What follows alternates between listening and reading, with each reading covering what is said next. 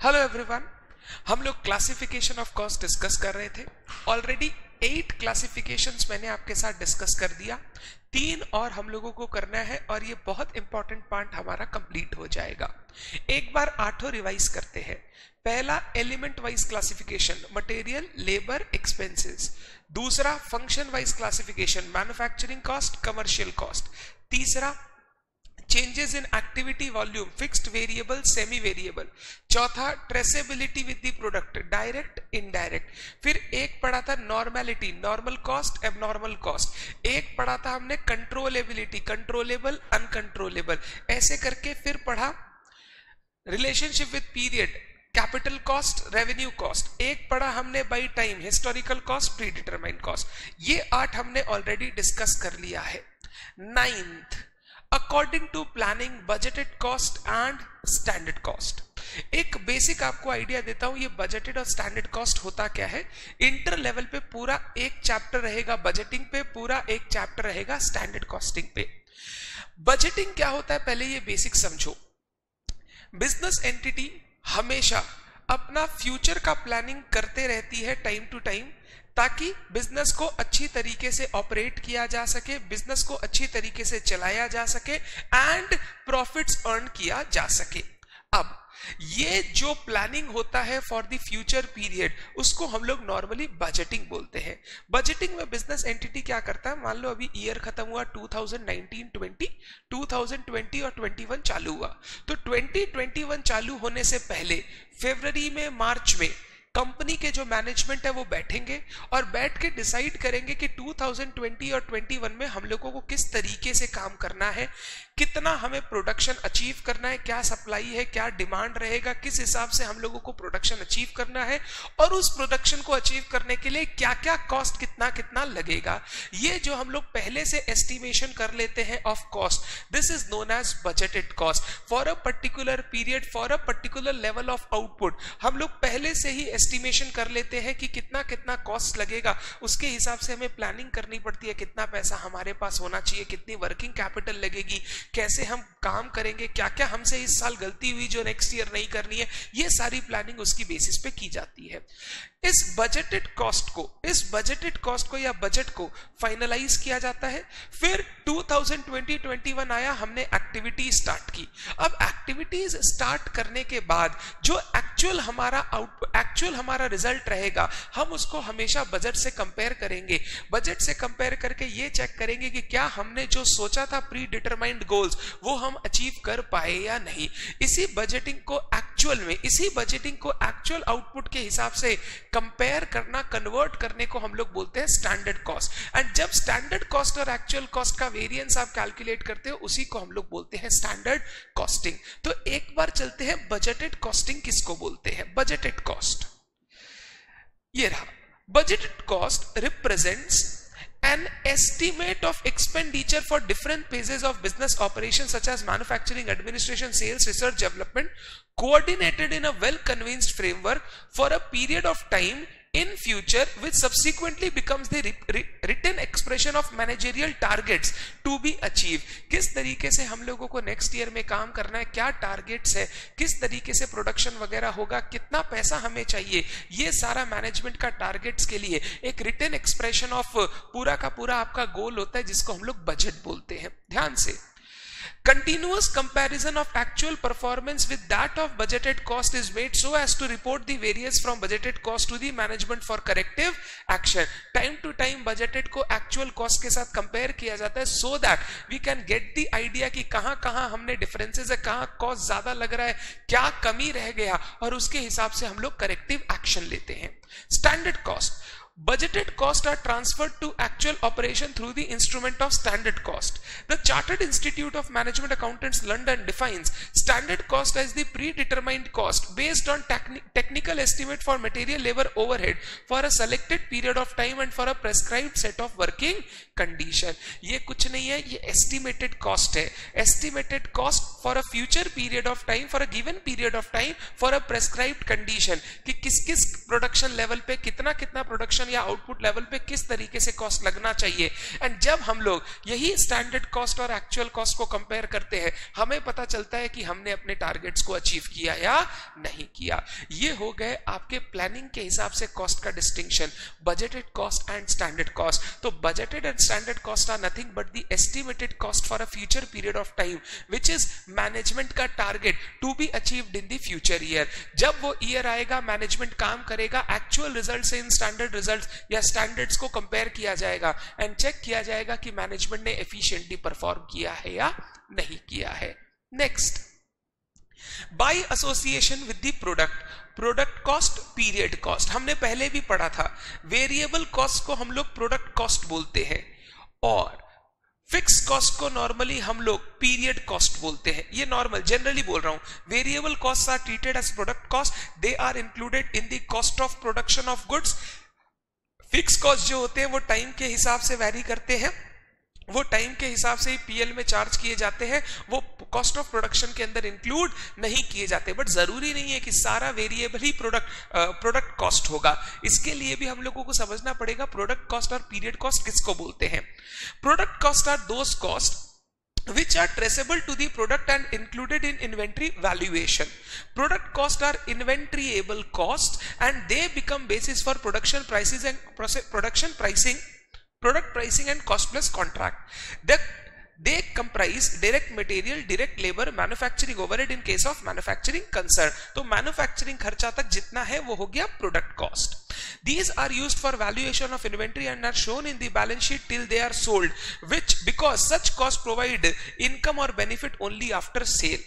The product cost of goods is sold, the product cost of goods sold is transferred to the cost of goods sold account. मतलब जितना भी आपने खर्चा किया, अब खर्चा करके यूनिट्स प्रोड्यूस किया, जो जो यूनिट्स आपका सेल होते जा रहा है उसका खर्चा यानी कॉस्ट ऑफ गुड्स सोल्ड वो पीएल में जाते रहेगा, ट्रेडिंग पीएल में।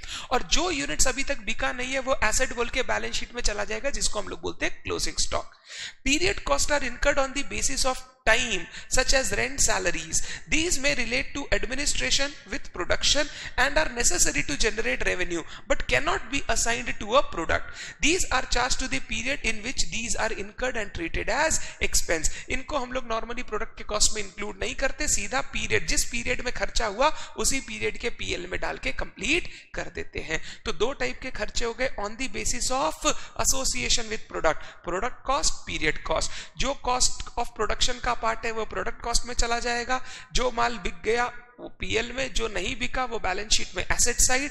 पीरियड कॉस्ट होता है जो पीरियड के हिसाब से खर्चा लगता है, इसको हम लोग कॉस्ट ऑफ प्रोडक्शन में इंक्लूड नहीं करके जिस तरीके से या जिस पीरियड के लिए खर्चा इनकर हुआ है उस पीरियड में हम इसको पीएल में ट्रांसफर कर देते हैं। ठीक है, last for managerial decision star mark कर रहा हूं, very very very important.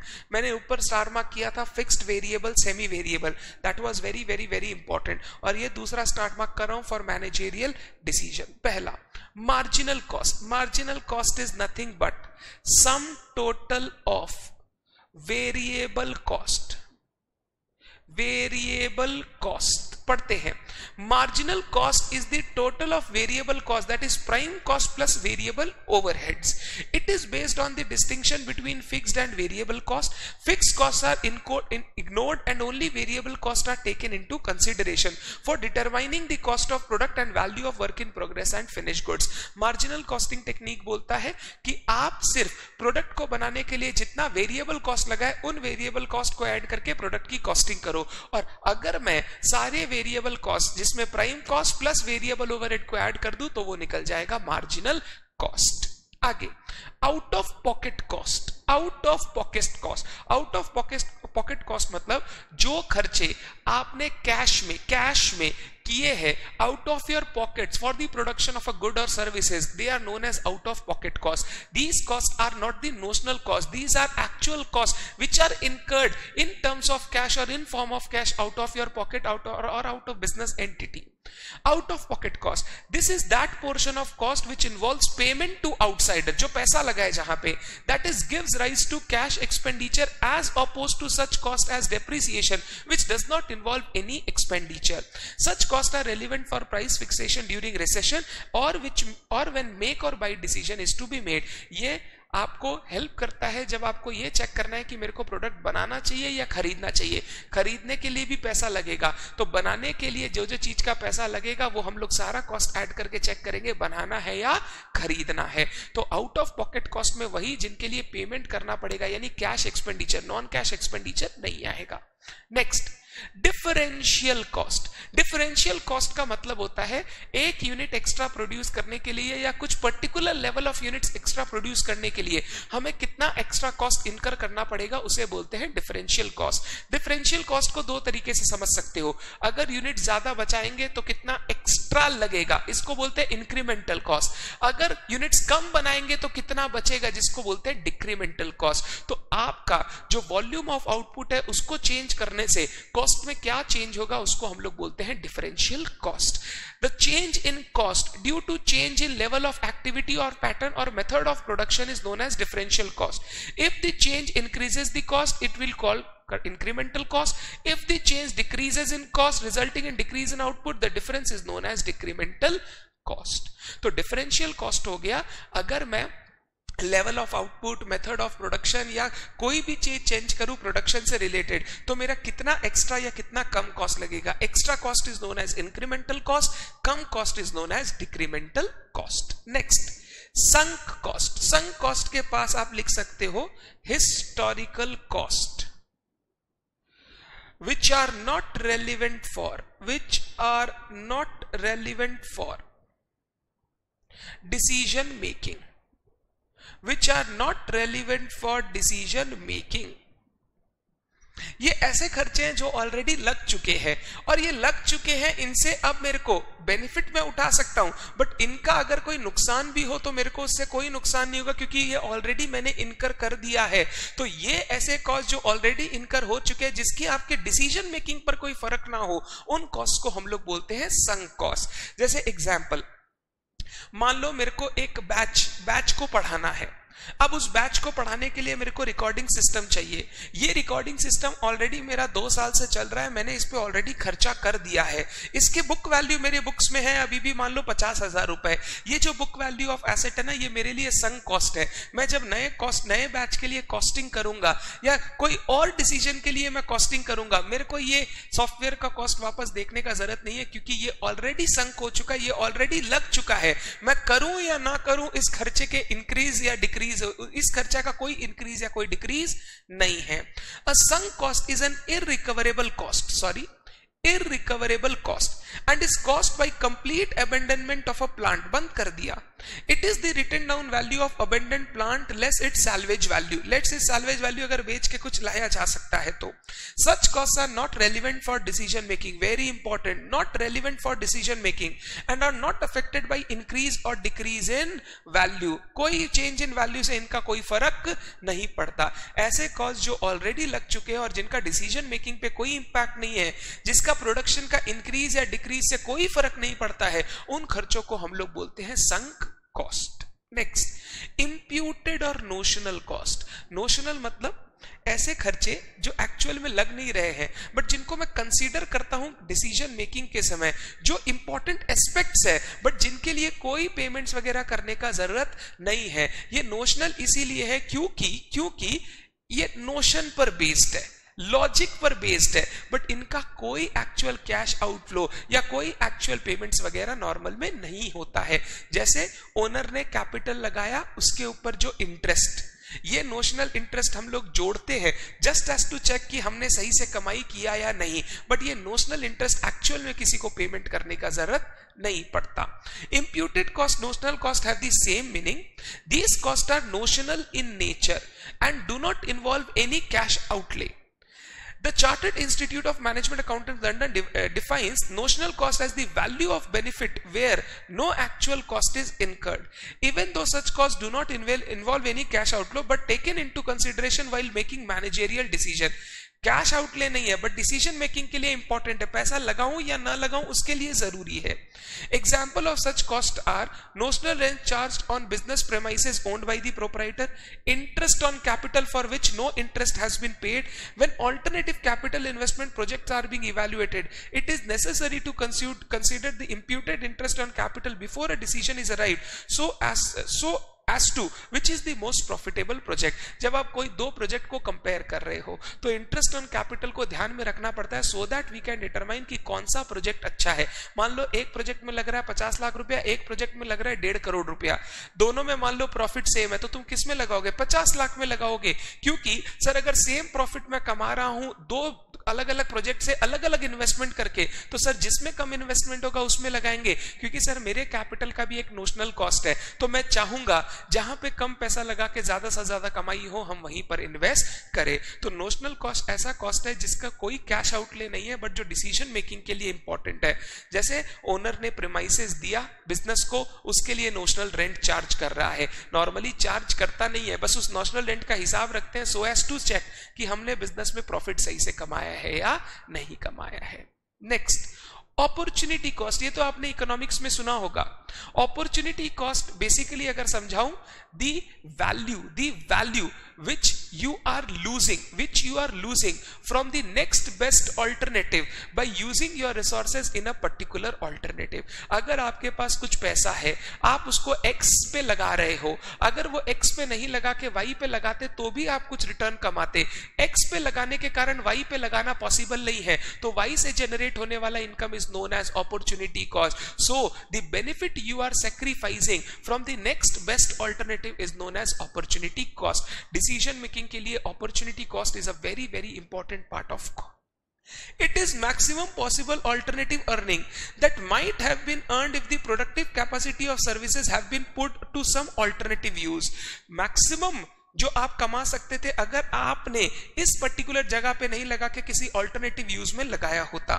In simple words, it is the advantage in measurable terms which have been forgone due to not using the facility in the manner originally planned. For example, if an own building is proposed to used for a project, the likely rent of the building is the opportunity cost which should be taken into consideration while evaluating the profitability of the project. मेरे पास एक building है, classroom के लिए use करना चाहता हूं. अगर क्लासरूम के लिए यूज नहीं करता तो रेंट पे लगा के भी कमाई कर सकता था. क्लासरूम पे लगाऊंगा तो मेरे को लग रहा है कमाई होगा ₹1,00,000 महीना, जबकि रेंट पे दूंगा तो मेरे को लग रहा है ₹90,000 महीने कमाई हो सकता है.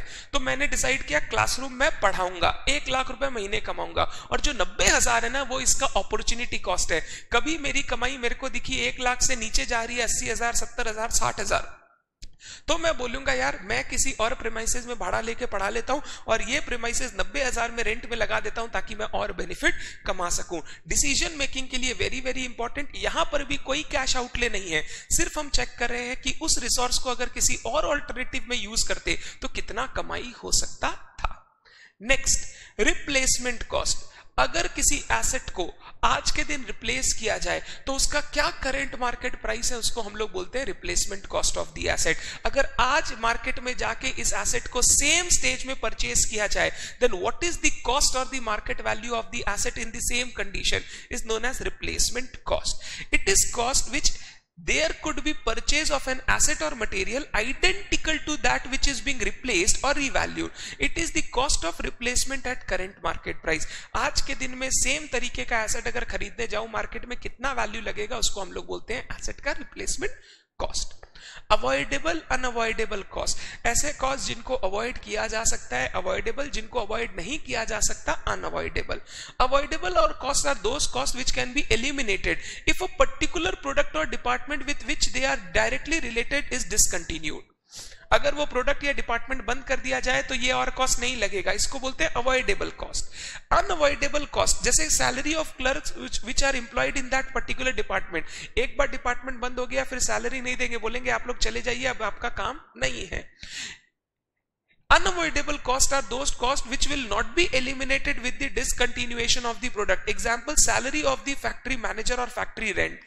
हमने 5 प्रोडक्ट बनाते हैं हम लोग, एक प्रोडक्ट बंद कर रहे हैं, 4 प्रोडक्ट अभी भी बनेंगे, तो फैक्ट्री का रेंट तो लगेगा ही, फैक्ट्री का मैनेजर का सैलरी तो देना ही पड़ेगा. उस प्रोडक्ट से रिलेटेड लेबर्स को आप हटा सकते हो बट फैक्ट्री के मैनेजर को, फैक्ट्री के रेंट को तो आप बंद नहीं कर सकते. तो वो हो गया अनअवॉइडेबल कॉस्ट. ये आपके इनकर होंगे ही चाहे आप वो गुड्स प्रोड्यूस करो या ना करो. करो। तो अवॉइडेबल कॉस्ट मतलब ऐसा कॉस्ट जो किसी प्रोडक्ट को बंद करने पर, डिपार्टमेंट को बंद करने पर खत्म हो जाते हैं, जो इनकर नहीं करने पड़ेंगे। अनअवॉइडेबल मतलब जो इनकर होंगे, whether that product is produced और नॉट प्रोड्यूस्ड। तो मैनेजरियल डिसीजन से रिलेटेड कितने टाइप के कॉस्ट दिए हुए देखो, मार्जिनल कॉस्ट, सारे वेरिएबल कॉस्ट का total, out of pocket cost जो कैश में खर्च कर रहे हो आप फॉर द पर्टिकुलर प्रोडक्ट और सर्विस। तीसरा डिफरेंशियल कॉस्ट, अगर आपको आउटपुट का लेवल चेंज करना है या कोई मेथड ऑफ प्रोडक्शन चेंज करना है, क्या एक्स्ट्रा कॉस्ट या कम कॉस्ट लगेगा, उसको डिफरेंशियल कॉस्ट बोलते हैं। संक कॉस्ट जो लग चुका है ऑलरेडी, जिसका मेरे लिए कोई बेनिफिट नहीं है, चाहे मैं प्रोडक्शन बढ़ाऊं कमाऊं, ये लग चुका है, इसका मेरा डिसीजन मेकिंग पे कोई इंपैक्ट नहीं है। नोशनल कॉस्ट, नोशनल कॉस्ट मतलब कोई कैश आउटले नहीं है बट कंसीडर करना है डिसीजन मेकिंग के लिए, ये वो कॉस्ट है जो मेरे को लॉजिकली कंसीडर करना चाहिए while I am discussing about an alternative. Interest on capital हो गया, हमारी प्रेमाइसेस का रेंट हो गया, सो एज टू चेक हमको ये काम करना चाहिए कि नहीं करना चाहिए। अपॉर्चुनिटी कॉस्ट जो मैक्सिमम पॉसिबल बेनिफिट हम कमा सकते थे from the next best alternative use, that is known as opportunity cost, very very important for decision making. Replacement cost, अगर एसेट को उसी कंडीशन में आज रिप्लेस किया जाए तो कितना मार्केट प्राइस लगेगा या वैल्यू लगेगा, उसको बोलते हैं replacement cost. Avoidable unavoidable cost, product को बंद करने से, डिपार्टमेंट को बंद करने से जो कॉस्ट अवॉइड हो जाएंगे अवॉइडेबल, जो कॉस्ट अवॉइड नहीं हो सकते उनको हम लोग बोलते हैं अनअवॉइडेबल कॉस्ट। तो ये हमारा क्लासिफिकेशन ऑफ कॉस्ट का सेकेंड पार्ट। हमने टोटल 11 क्लासिफिकेशन पढ़े। एक बार आपके साथ वापस नाम के साथ डिस्कस कर लेता हूं, जब एमसीक्यूज करेंगे नेक्स्ट वीडियोस में तो आपको बहुत काम आएगा। एलिमेंट वाइज क्लासिफिकेशन बोलो, मटेरियल, लेबर, एक्सपेंस। दूसरा फंक्शन वाइज मैन्युफैक्चरिंग और दूसरा कमर्शियल कॉस्ट। तीसरा time change in activity, fixed, variable, semi variable. चौथा traceability, direct, indirect. Normality, normal, abnormal. उसके बाद कंट्रोलेबिलिटी, कंट्रोलेबल, अनकंट्रोलेबल। टाइम के हिसाब से predetermined cost, historical cost. Planning के हिसाब से बजटेड कॉस्ट, स्टैंडर्ड कॉस्ट। उसके बाद हमने पढ़ा मैनेजरियल डिसीजन के लिए बहुत सारे पढ़े, जैसे आउट ऑफ पॉकेट एक्सपेंसेस पढ़े, मार्जिनल कॉस्ट पढ़ा, संक कॉस्ट पढ़ा, डिफरेंशियल कॉस्ट पढ़ा, आपका opportunity cost, notional cost, replacement cost, avoidable unavoidable cost, ये सारा पढ़ा। उसके बाद हमने यहां डिस्कस किया अकाउंटिंग पीरियड के साथ रिलेशन, रेवेन्यू जिनका एक पर्टिकुलर पीरियड में बेनिफिट है, कैपिटल जिनका बेनिफिट लॉन्ग टर्म तक चलेगा। फिर हमने पढ़ा association with the product, product cost और पीरियड कॉस्ट। ये टोटल 11 क्लासिफिकेशंस हमने पढ़े। बार बार आपको लर्न करने की जरूरत नहीं है। ये जो मैं पेज नंबर 245 और 246 दिखा रहा था, आपको क्लासिफिकेशन के अंदर नाम पता होने चाहिए। एग्जाम में क्वेश्चन आएगा, cost can be classified as material, labour and expenses as per which classification, या which of the following is a functional classification of cost. इस तरीके से आपको मल्टीपल चॉइस क्वेश्चन दिया जाएगा। Done. Hope you have understood the concept. Read कर लो एक बार अच्छे से, मल्टीपल चॉइस क्वेश्चन बनाएंगे तो वापस आपका रिवीजन हो जाएगा। Thank you so much, bye bye.